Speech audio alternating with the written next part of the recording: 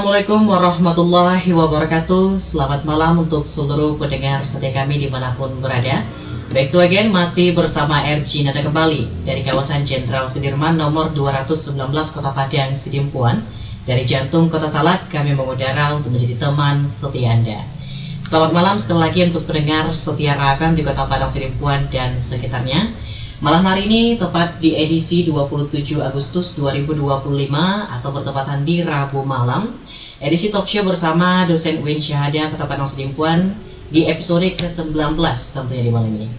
Malam ini temanya pasti bikin banyak untuk tingkatan mahasiswa yang akan angkat tangan senyum-senyum. Maka mungkin ada yang akan langsung ingat ya sama dosen pembimbingnya.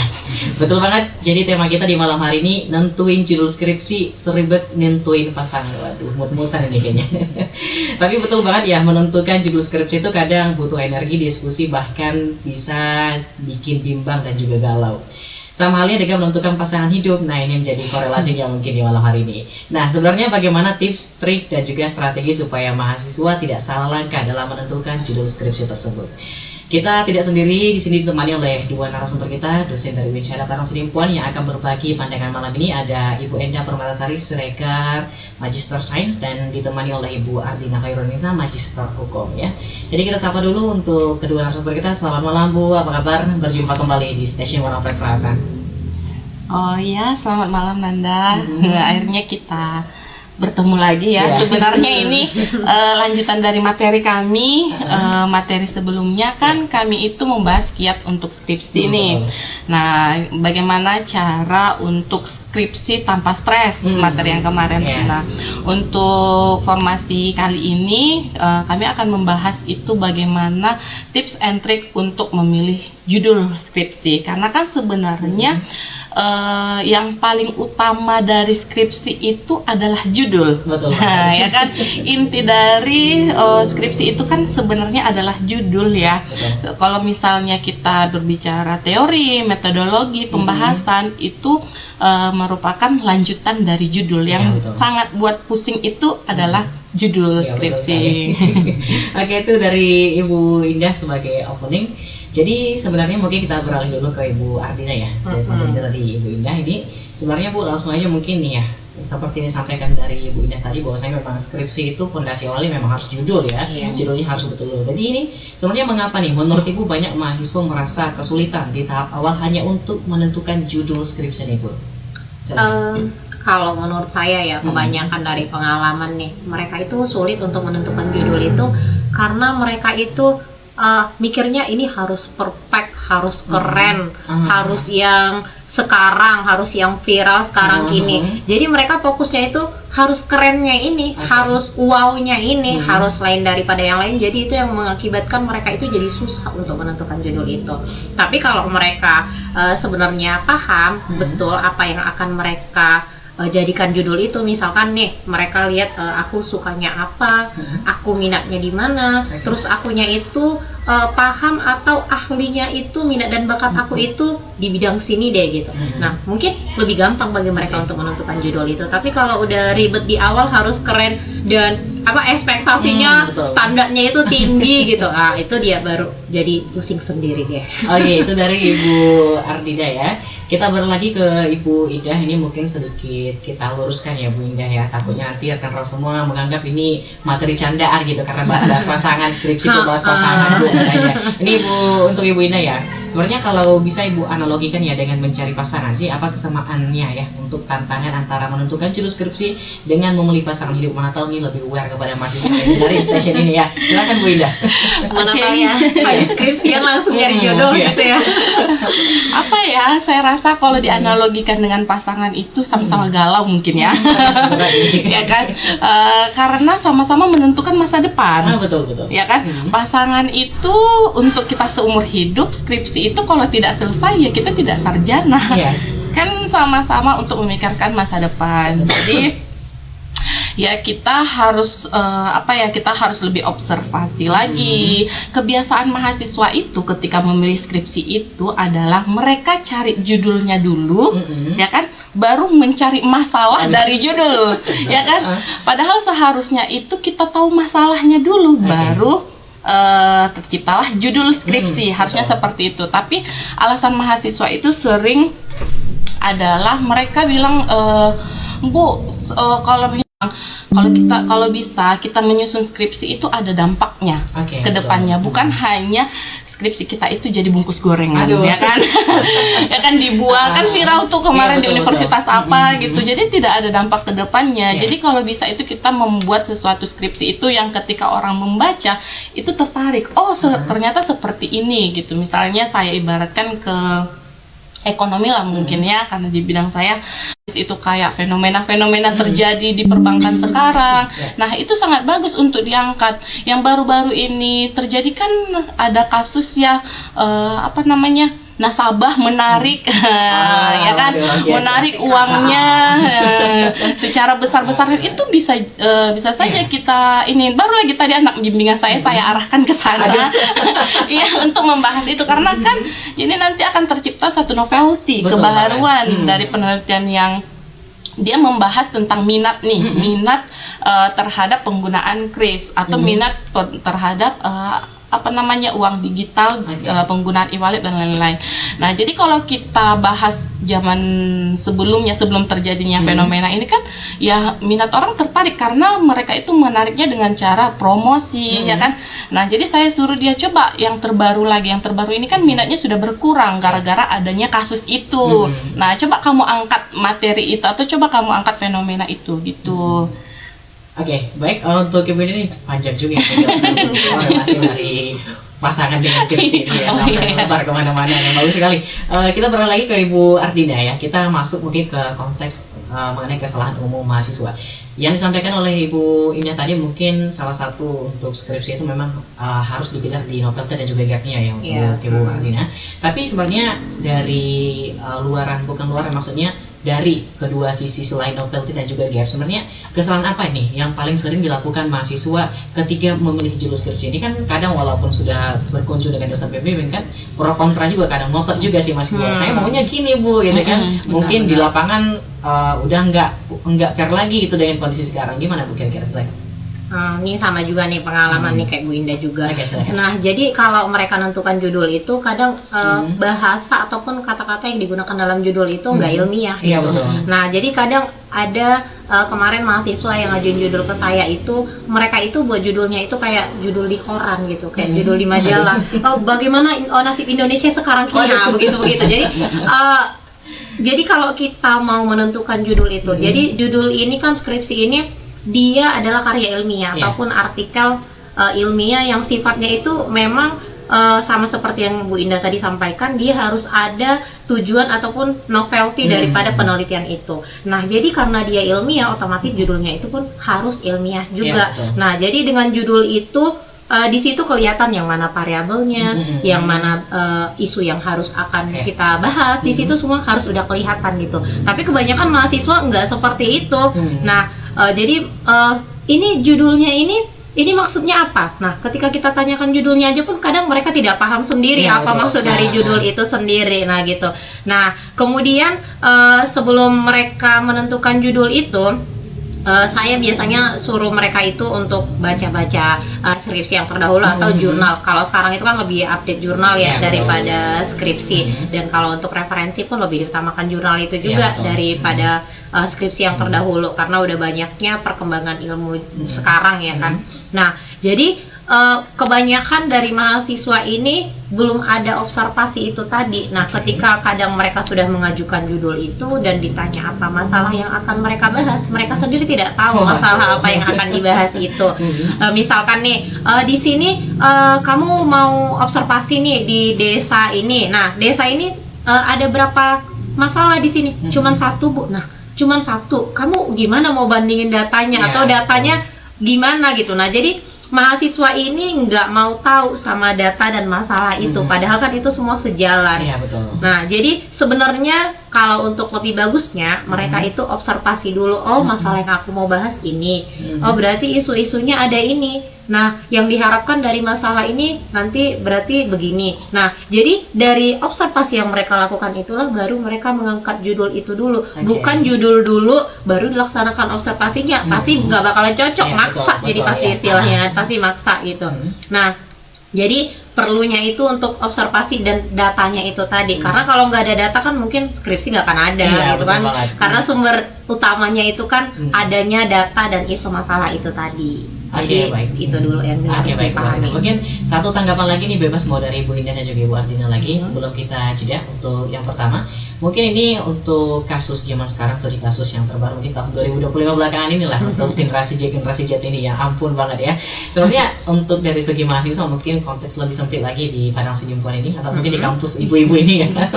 Itu biasanya kalau sebaiknya, atau mungkin menurut pemikiran dari kedua narasumber kita di malam hari ini, judul itu biasanya untuk mahasiswa menurut Ibu lebih baik secara pribadi apa yang mereka suka, atau tren penelitian terbaru seperti yang sampaikan Ibu Indah tadi, atau mungkin menyesuaikan dengan kemauan dengan dosen pembimbing. Nah ini kan kadang sering tabrakan ini, jadi sehingga kadang dosen pembimbing nggak enak gini segala macam. Oke, silakan mungkin Bu disampaikan sebelum kita jeda. Oke, baik, akan saya ini ya tanggapi.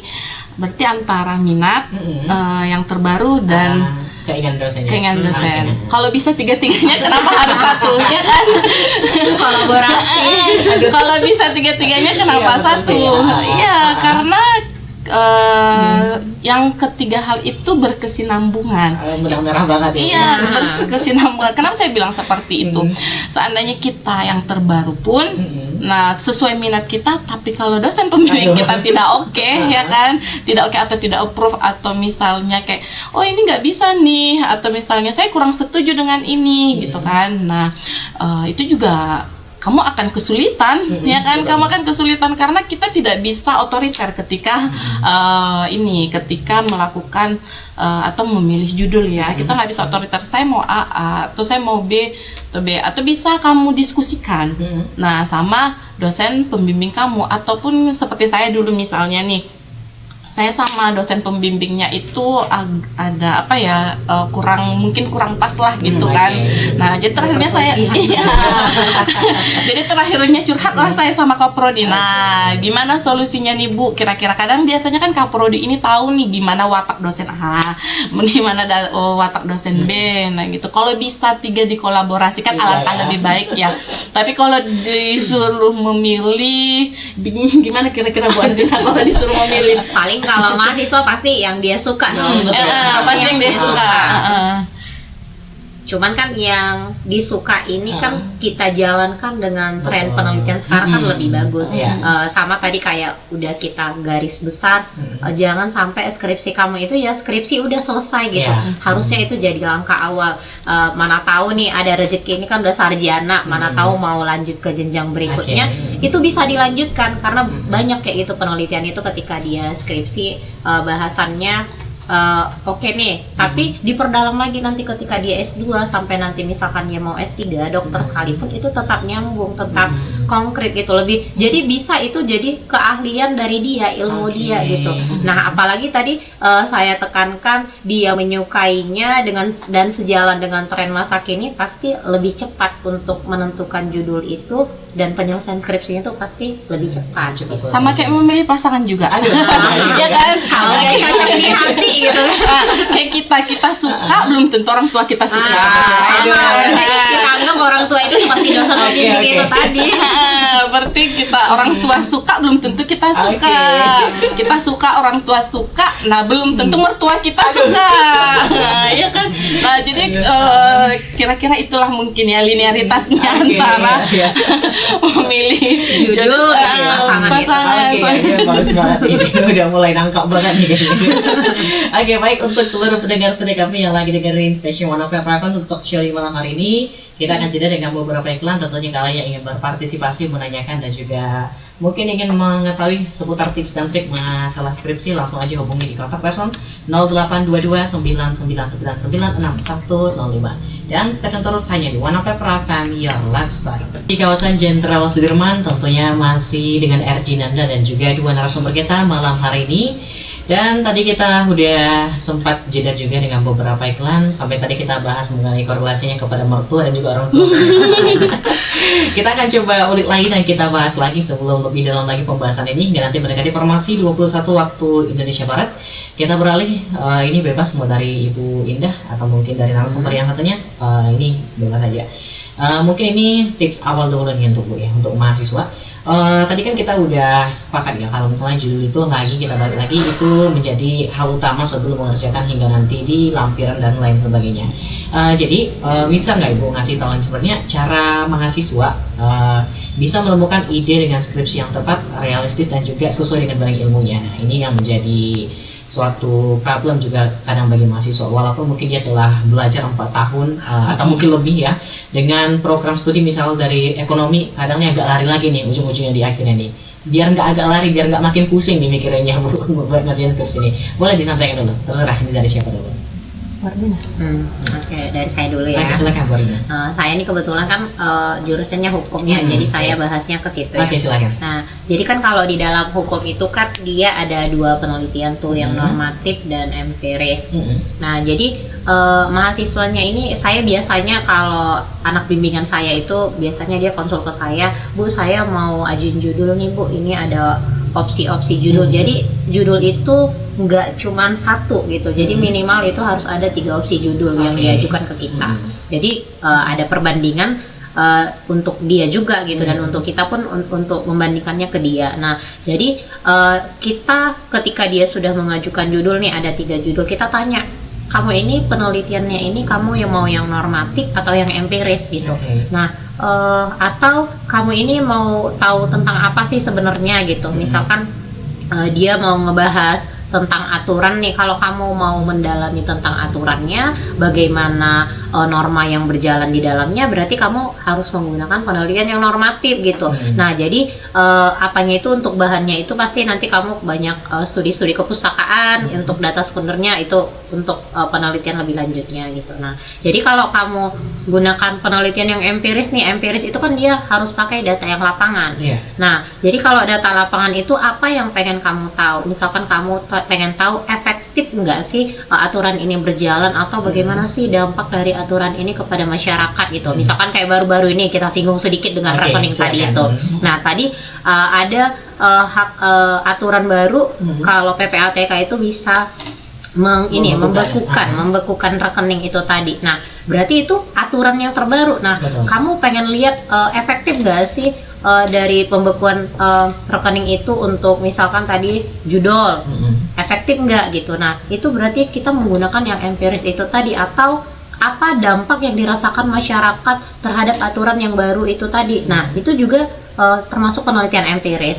Nah, jadi si mahasiswanya itu sebenarnya dia harus tahu dulu dia mau pakai yang normatif itu atau yang empiris. Tapi kalau saran dari saya ya, kalau saran dari saya itu enakan pakai yang empiris. Jadi kamu tahu bagaimana aturan itu berlaku di masyarakat dan apa dampak ataupun efeknya kepada masyarakat itu sendiri. Nah, jadi yang tahu data itu kan enak tuh, wawancara ke orang, data skripsi kita itu kita lebih tahu dan lebih paham dibandingkan ketika kamu penelitian normatif, karena itu kan hanya berdasarkan teori-teori saja. Tapi kalau kamu yang menggunakan data lapangan itu tadi, kamu tahu data kamu itu sendiri gitu. Nah, jadi ketika nanti kamu mau seminar proposal, mau seminar hasil, dan sidang akhir meja hijau, kamu lebih hafal akan skripsi kamu itu karena kamu tadi langsung terjun ke lapangan itu tadi. Itu kalau saran dari saya. Oke, itu dari Ibu Ardina dari sisi pandang hukum Bu ya, ini berbeda juga karena ini kita mungkin dari sisi Ibu Indah dulu nih, silakan Bu. Oke, baiklah, kalau menurut saya itu sebenarnya lebih sering membaca ya. Literasi ya kan, harus literasi ya, apalagi jurnal. Karena jujur saya dulu itu dapat terinspirasi karena kan kalau waktu S1 kita memang buta ya sama sekali. Kayak gimana ya caranya gitu, apalagi waktu saya itu kuliah 2011 itu kan nyusunnya 2015 ya, 2014 ke 15 lah, 2014. Nah, itu masih akses internet itu kan masih sangat terbatas ya, tidak yang seperti sekarang. Nah, sementara pada masa itu saya untuk menentukan judul itu saya ke perpustakaan. Saya baca jurnal-jurnal yang ada di perpustakaan, karena tidak semudah sekarang akses, ada Google Scholar ya kan, terus kayak kita bisa terinspirasi dari Chat GPT atau AI ya kan. Nah jadi kalau itu ya memang kita baca dulu, kita harus ada literasi di sana. Jadi walaupun kita membahas yang lagi ngetren, e-money, e-wallet atau yang lain-lain, tapi kalau kita tidak tahu atau tidak paham, nah apa yang mau kita bahas? Karena dengan kita membaca jurnal itu, percayalah, dengan kita membaca jurnal itu, kita yang tidak tahu ya kan, kita yang kayak oh seperti ini ya gitu, apalagi kan jurnal itu berisi tentang penelitian-penelitian ya, penelitian-penelitian, dan biasanya jurnal itu kan, makanya kalau syarat untuk penelitian terdahulu jurnal kan kalau bisa itu 5 tahun terakhir ya kan, 5 tahun terakhir. Artinya apa? Jurnal yang kita gunakan itu harus jurnal yang terbaru. Nah itu, terus kalau misalnya setelah kita baca-baca jurnal, apa yang cocok kira-kira? Nah, masuklah seperti yang Ibu Ardina tadi bilang, kita mau data primer atau kita mau sekunder, bisa kita mau terjun langsung ke lapangan, atau mungkin kamu tipe yang malas ribet ya kan, malas ribet kayak ya udah deh saya sekunder aja. Nah, boleh tinggal lihat-lihat data di OJK atau data di BPS, boleh silakan. Terus kamu sesuaikan, kira-kira saya bisa nggak nanti ngolah datanya. Nah, kira-kira gimana ya nanti ke depannya. Jadi kalau misalnya kita harus mikirin metodologinya, kita juga harus sudah pikirkan. Jangan orang kualitatif kita mau kualitatif. Dan persepsi mahasiswa itu seringkali menganggap kualitatif itu lebih mudah daripada kuantitatif. Padahal nyatanya kalau menurut saya, nggak tahu ya karena saya orang kuantitatif ya, kualitatif saya rasa jauh lebih sulit daripada kualitatif jauh lebih sulit daripada kuantitatif. Karena apa? Karena kalau kuantitatif sudah dapat angka, hanya tinggal menganalisis. Iya, betul banget. Tapi kalau kualitatif kamu harus merancang, ya kan? Harus kamu evaluasi lagi, terus kata-kata yang kamu gunakan itu juga harus baku, harus baik. Makanya saya rasa lebih sulit ya kualitatif dari kuantitatif. Nah, itu semua harus dipikirkan dari pemilihan judul. Oke, siap. Itu dari Ibu Indah ya, udah 2 kategori, ada dari hukum, ada dari sains juga, ibunya walaupun bersenambungan dengan ekonomi juga. Tapi kita coba sambungkan.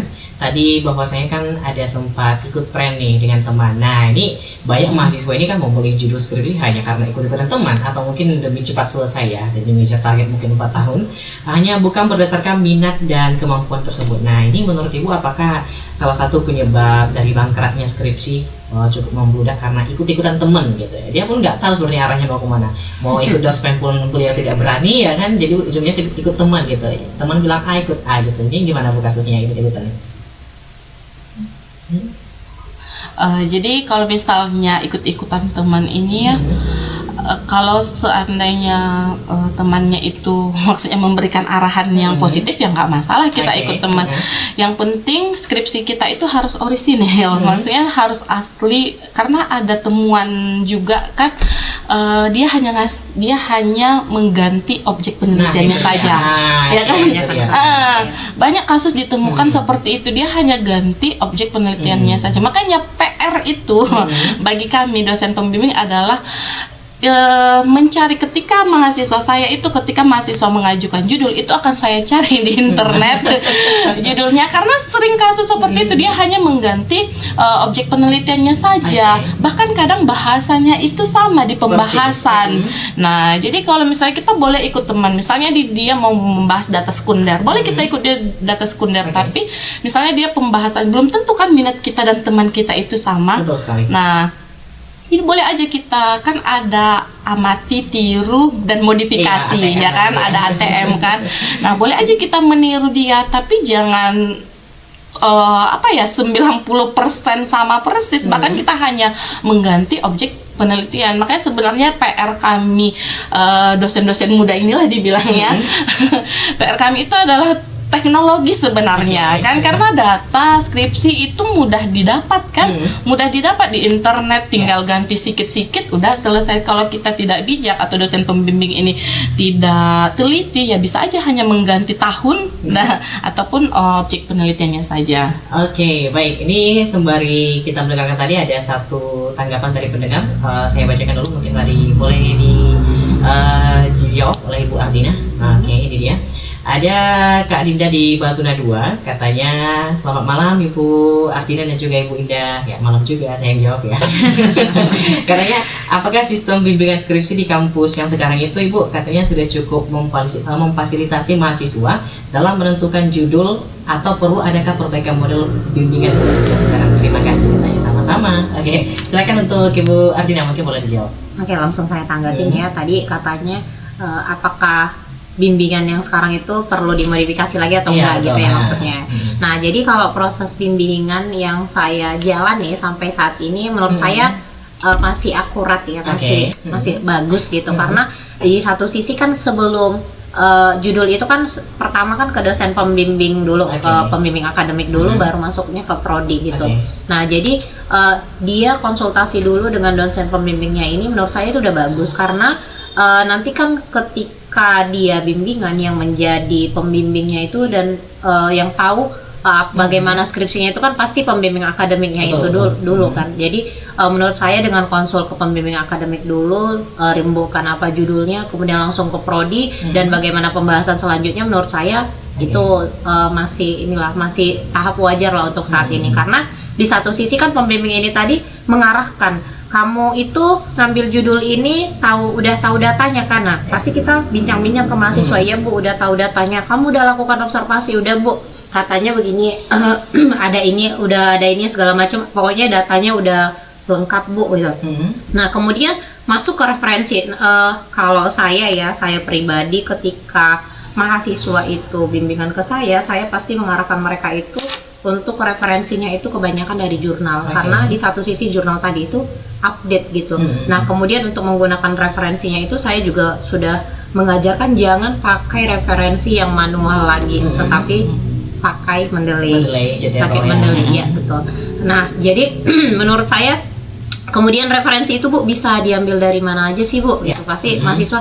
Terus kan Bu sekarang kan banyak jurnal predator katanya gitu.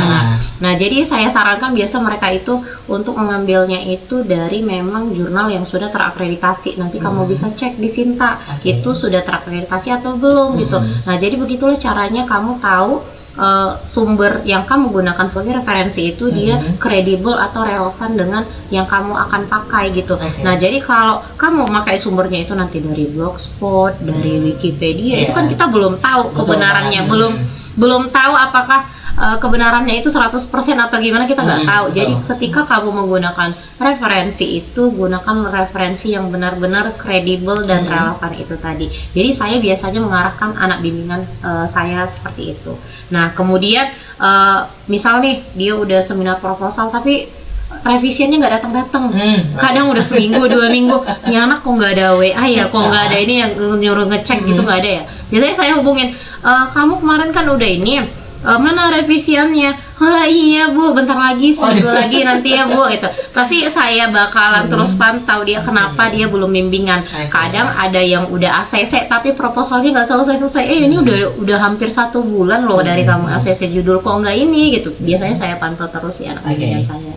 Oke, itu dari Ibu Ardina. Mungkin sekarang kita bahas lagi untuk menuju skripsinya. Mungkin tadi harus dibahas di awal, tapi nggak apa-apa karena masih ada waktu juga. Mungkin ini untuk Ibu Indah. Mungkin sebelum mahasiswa itu menyentuh yang namanya skripsi ya, mungkin di beberapa semester di bawahnya itu kan ada beberapa roadmap yang harus dipelajari yang linear kan, seperti TOEFL, ada Rancup dan lain sebagainya, tergantung kejurusan masing-masing. Nah, menurut Ibu secara pribadi apa sih dasar ataupun konsep yang harus diutamakan mungkin sewaktu menjadi mahasiswa baru atau mungkin yang sekarang masih menginjak semester 2 apa yang masih muda-muda lah, belum menyentuh tugas akhir nanti, apa nih yang harus diperkuat dahulu agar nanti itu lebih mudah gitu saat masuk ke skripsi? Silakan Ibu. Oke, baik. Jadi yang harus diperkuat adalah mata kuliah apa yang paling kita suka, ya kan? Mata kuliah apa yang paling kita suka atau apa dari. Tapi sekarang saya lihat banyak mahasiswa yang mengeluh salah jurusan ya, ya kan? Nah, ya banyak mengeluh salah jurusan. Tapi balik lagi, kan dalam kita kuliah itu kan ada beberapa mata kuliah dan beberapa SKS kan. Kalau kami itu kan ada dulu yang dinamakan konsentrasi ya. Kalau sekarang di setiap kampus ada, Nadina ada nggak konsentrasinya? nggak bisa udah langsung jurusan purut aja. ya. Nah, jadi kalau misalnya itu kita memilih kira-kira mata kuliah apalah ya yang tertarik untuk saya bahas. Tapi memang tidak semua Iya. mata kuliah itu relevan atau bisa dijadikan untuk judul skripsi. Oke. Nah, tapi kalau kira-kira kamu merasa itu suka dengan mata kuliah itu, boleh aja kamu cari atau ada jurnal penelitian sesuai dengan mata kuliah yang kamu suka. Kayak Oke. saya dulu sangat tertarik membahas tentang MSDM ya. Nah, jadi makanya saya ketika disuruh memilih konsentrasi itu saya memilih MSDM karena terkait dengan bagaimana kinerja, stres kerja. Nah, jadi di situ dibahas. Jadi hal yang pertama itu apa kira-kira mata kuliah yang kita suka. Oke. Kemudian hal yang saya sesalin dulu itu sebenarnya ketika tidak serius waktu pelajaran metopel. Oke. Iya, tidak serius. Karena kenapa saya bilang seperti itu? Karena ketika metopel kan waktu metopel kita disuruh ya untuk mencari judul. Ya udah asal-asalan aja gitu judulnya, kayak ya udah yang penting kelar deh mata kuliah metopelnya gitu kan. Nah, maunya kan di situ kita masih luang ya karena mata kuliah metopel itu kan masih di semester 5 apa 6 gitu ya. Jadi itu kan waktu kita lebih luang. Jadi kita untuk memikirkannya itu atau memilihnya kira-kira saya cocoknya yang mana. Nah, ditambah ada dosen metopel di sana. Jadi kita bisa diskusi nih. Nah, ya kan beda cerita ketika kita mau mengajukan judul, di situ kita diskusi sama dosen. Kalau bukan dosen pembimbing belum tentu mau dosennya, ya kan? Nah, tapi kalau kita lagi belajar metopel, kita diskusi sama dosen metopelnya, saya rasa pasti dosennya itu sangat welcome, ya kan? Kayak misalnya, oh ternyata di sini-sini. Jadi kita ya udah tinggal ambil dari situ. Ketika mengajukan judul ya bisa aja kita mengambil dari pelajaran metopel itu. Begitu kira-kira. Oke, baik itu Ibu Indah ya. Itu mungkin dari beberapa mata kuliah yang harus kita pelajari. Aja mungkin metopel jadi salah satu fondasinya juga ya nanti untuk diskusi. Oke, untuk rekan-rekan mungkin kita akan jeda lagi mungkin dengan satu lagu sebelum nanti kita masuk di step terakhir. Mungkin nanti sekalian closing statement dari kedua narasumber kita mengenai tema kita di malam hari ini. Jadi untuk rekan-rekan semua tetap stay tune terus hanya di One Program Your Lifestyle. Rekan-rekan kita sudah berada di segmen terakhir talk show bersama dosen UIN Syahada Kota Padang Sidimpuan. Dengan tema kita di malam ini, nentuin judul skripsi, selebut nentuin pasangan. Dan tadi sempat banyak korelasinya disampaikan oleh Bu Indah. Tapi ini mungkin karena mungkin waktu kita juga sudah mau habis ya, udah di penghujung. Kita mungkin akan bicara tentang satu studi kasus. Mungkin ini menjadi hal yang harusnya kita bahas juga begitu ya kalau kita bicara tentang skripsi ini. Belakangan ini sebenarnya muncul banyak sekali ya berita tragis. Banyak mahasiswa mungkin yang tanda kutip mungkin akhir hidupnya mungkin stres berat banget yang namanya mengerjakan skripsi ini. Jadi seakan-akan calon mahasiswa baru yang ingin mengerjakan skripsi sangat terbeban mungkin di pikirannya. Bagaimana sih mengerikan apa sih skripsi itu sebenarnya? Makhluk seperti apa skripsi itu? Sampai bisa merenggut beberapa nyawa orang mungkin. Nah, tapi kan kita nggak bisa salahkan juga di skripsinya. Mungkin ada faktor psikologis kah atau faktor kampus yang toksik atau teman-temannya. Mungkin boleh dibahas dari Ibu Indah terlebih dahulu.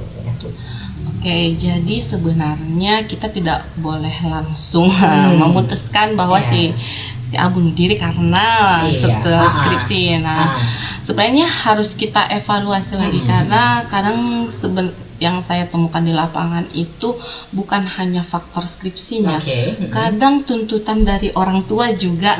Kita bukan menyalahkan orang tua di sini, ya kan, keluarga, ya kan, kok nggak siap-siap sih. Nah, bukan karena saya dosen, saya pembenaran, ya kan. Nah, jadi skripsi itu tidak semengerikan itu kok, ya kan. Jangan kita lihat dari segi negatifnya aja. Coba kita lihat orang-orang yang cepat lulusnya, ya kan. Nah, segala sesuatu itu kita harus evaluasi dari dua sisi. Jangan hanya kita melihat dari negatifnya. Coba kita evaluasi dari segi sisi positifnya. Kan lebih banyak yang sukses daripada yang kasus negatifnya gitu kan. Tapi memang kebiasaan manusia ya yang satu ini cenderung menutup. Nah, ibarat kita nih, kebaikan kita itu menutup hanya karena satu keburukan kita. Nah, itu. Jadi kalau saran saya, kalau kamu merasa kayak gimana nih nanti kedepannya tuh gimana kok ada gini-gini, ya evaluasi lagi kira-kira, atau lihat lagi dia memang real gara-gara itu atau bagaimana, ya kan. Bahkan ada apa ya, yang membunuh dosen, ya kan, ya kan, banyak kasus yang seperti itu kan. Ya, tapi balik lagi kita evaluasi lagi, terus kita lihat lagi, nggak semua kok yang seperti itu. Bahkan banyak yang sukses, nah banyak yang cepat tamatnya, nah banyak yang berhasil. Intinya kita harus memandang sesuatu itu dari segi positifnya aja, jangan hanya melihat dari satu sisi negatifnya aja. Oke, itu dari Ibu Ida, mungkin boleh disambung oleh Ibu Ardina nanti sebelum kita di closing statement masing-masing. Silakan Bu Ardina. Oke, tadi banyak kayak gini ya kasus negatif ya. Nah, jadi kita kan skripsian itu nggak cuman fokus ke skripsi itu aja, tapi meninggalkan kehidupan yang lain gitu. Jadi berkurung di kamar, berkutat dengan buku depan laptop. Nah, skripsi itu kan seperti itu gitu. Nah, jadi kita itu kan pasti punya teman. Nah, ketika kita ada kendala, pasti kita cerita ke teman itu. Atau ketika kita ada kendala dengan dosen pembimbing, ya kita ceritakan juga dengan dosen pembimbing itu. Dosen pembimbing itu kan gak cuma satu, ada dua. Bu, saya bermasalah deh dengan dosen pembimbing ini, begini-begini. Kan kita bisa cerita. Jadi solusinya itu ya jangan pendam untuk dirimu sendiri, tetapi ceritakan juga ke orang lain. Gitu. Nah, kemudian kayak zaman saya dulu waktu menulis tugas akhir, itu sama temen itu ada kelompok gitulah sama teman, ada 3-4 orang, kita itu ngape. Jadi ngape, cari kafe yang emang sunyi gitu, terus kita pesan makan, pesan minum, ya kita nimbrung di situ sambil ngerjain skripsinya masing-masing. Nah, jadi ketika ada kendala, aku kemarin direvisi deh masalah yang ininya, latar belakangnya masih kurang, metopelnya masih kurang, kita bisa diskusi dengan teman kita itu tadi. Nah, jadi jangan kamu stres, paksa diri kamu. Nah, itulah yang mengakibatkan muncul hal-hal seperti itu tadi. Jadi kalau kamu udah tertekan sendiri, pasti itu bahkan otak itu pun nggak akan jernih untuk berpikir. Pasti mau mikir ini gimana caranya biar ini, nggak akan bisa gitu. Itulah butuhnya tadi konsultasi, atau kamu bisa seperti yang saya katakan itu tadi, nimbrung di kafe sama teman, sambil cerita-cerita, aku revisinya ini loh, kamu ngerti nggak tentang ini? Pasti teman kita itu membantu gitu. Yang saya alamin sendiri seperti itu. Oke, betul banget yang sampaikan Ibu Ardina ya. Mungkin kalau udah berbicara tentang tersudutkan, stres, bukan hanya skripsi doang yang buat stres di dunia ini. Banyak sekali faktor-faktor ya, tapi betul, dibawa chill aja dengan teman-teman, dengan sahabat, dengan dosen-dosen kita. Dan memang karena formasi juga sisa 3 menit lagi, boleh closing statementnya dari Ibu Ida dahulu, nanti ditutup oleh Ibu Ardina juga. Silakan. Oke, jadi closing statementnya saya rasa memilih judul itu seperti memilih pasangan, ya kan? Karena sesuai judulnya tadi, tidak mesti cepat, ya kan? Yang penting tepat. Oke, itu dari Ibu Ida, dari Ibu Ardina, silakan. Oke, nentuin judul skripsi itu adalah titik awal dari perjuangan. Jadi skripsi itu adalah awal dari perjuangan, bukan akhir dari perjuangan. Oke, itu dari awal perjuangan, bukan dari akhir perjuangan. Keren banget nih dua narasumber kita. Dan itu dia, karena memang kita sudah formasi kurang lebih 2 menit lagi. Dan terima kasih juga untuk pendengar setia RFM yang telah mendengarkan di malam hari ini. Kita belajar bahwa menentukan judul skripsi ini memang tidak selalu mudah dan tidak selalu mulus, pasti akan ada hambatannya juga. Tapi seperti mencari pasangan, prosesnya perlu kesabaran, diskusi, dan tentu saja harus komitmen satu arah. Terima kasih banyak kepada narasumber kita, Ibu Indah Permatasari Siregar, Magister Sains, dan juga Ibu Ardina Khairunisa, Magister Hukum, atas pandangan dan tips yang bermanfaat untuk kami selaku mahasiswa dan juga seluruh pendengar kami dimanapun berada. Untuk mahasiswa yang sedang berjuang, jangan takut untuk mencoba, jangan ragu untuk berdiskusi, dan yang terpenting, jangan pernah kehilangan semangat, karena skripsi bukan sekedar judul, tapi proses belajar yang akan menempa kita menjadi lebih dewasa. Saya Arjinanda pamit undur suara, sampai jumpa di edisi talk show berikutnya. Tetap semangat, tetap berprestasi, dan tetap bersama One Up Program, Your Lifestyle.